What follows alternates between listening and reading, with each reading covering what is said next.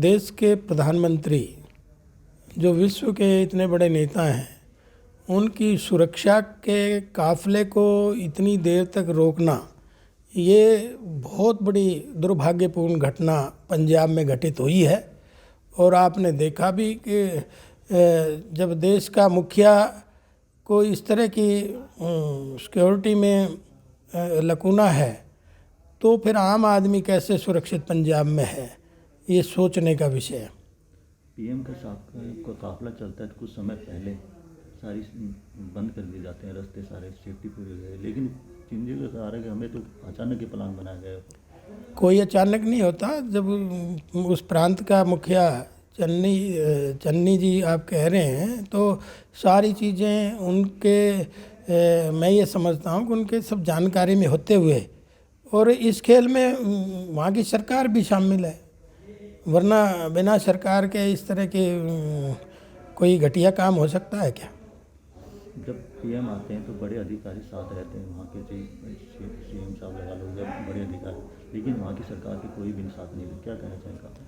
वो उसका आपने देखा उसकी सिक्योरिटी में कितनी कमियां थी, वो सब सरकार की कारगुजारी की वजह से ही थी। और सरकार नहीं चाह रही थी कि आदरणीय मोदी जी पंजाब में आए, क्योंकि आपने देखा कि किसान आंदोलन की भी पोल अब खुल गई है। किसान आंदोलन के जितने भी वो थे, वो आज पॉलिटिकल पार्टी बना रहे हैं। तो मंशा कुछ और थी, मंशा तो राजनीतिकरण करना था, और वो अब सारी दुनिया ने, सारे देश ने देख भी लिया आपके सामने। सिक्योरिटी लगा देते तो कोई चूक होती ही नहीं ना। उसमें तो बता तो दिया मैंने कि प्रदेश की सरकार उसमें इन्वॉल्व है सारे खेल में। और मैं ये समझता हूँ, मैं ये अपील भी करता हूँ कि उस सरकार को, इस तरह की सरकार को बर्खास्त करके राष्ट्रपति शासन लगाना चाहिए।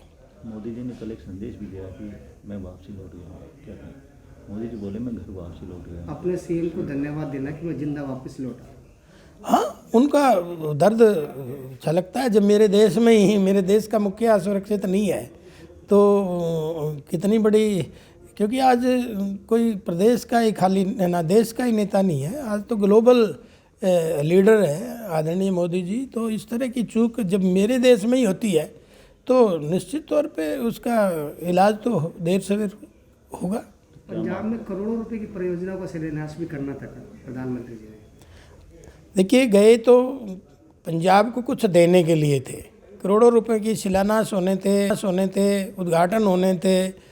तो जो सेंटर की स्कीमें थी वो देने के लिए पंजाब को गए थे। लेकिन अब पंजाब की सरकार नहीं चाहती कि वहाँ पंजाब के लोगों का भला हो, पंजाब के लोग भी विकास के भागीदार बने। उनकी तो केवल और केवल घोषणाएं हो रही हैं। मैं देख रहा हूँ पिछले 4 महीने से लगातार इतनी घोषणाएं हो रही, इतना बजट तो नहीं है पंजाब सरकार के पास। और आज जब केंद्र सरकार करना चाहती है तो उसको रोका जाता है। ये तो बहुत बड़ी दुर्भाग्यपूर्ण घटना है। और पंजाब के लोगों को भी का हक ये वो सरकार बैठ के खा रही है, तो उसका पंजाब की जनता इलाज करेगी। के को देख के तो मैं ये कहना चाहूँगा कि भाई इतनी बड़ी दुर्घटना ही कहूँगा मैं इसको, और इसकी निंदा भी करूँगा कि इस तरह के हमारे देश के प्रधानमंत्री को के काफ़िले पे इस तरह की व्यवहार करना, और इस तरह का पूरे देश को संदेश देना, तो अब पूरा देश देख रहा है, जनता देख रही है। और ये तो इनके सारी मंशा इस जाहिर हो गई है, पंजाब की क्या मंशा कुछ सरकार की क्या रही है। तो ये सब, और इसका इलाज अब आने वाले चुनाव में जनता पंजाब में इनका जवाब दे देगी। और मैं तो देश की सरकार से निवेदन करना चाहूँगा कि ऐसी सरकारें जो हमारे देश के मुखिया का काफ़िले को रोकने का और उनकी सिक्योरिटी में लकूने का काम कर रही हैं, उनको तुरंत प्रभाव से बर्खास्त करना चाहिए और वो राष्ट्रपति शासन लागू करना चाहिए।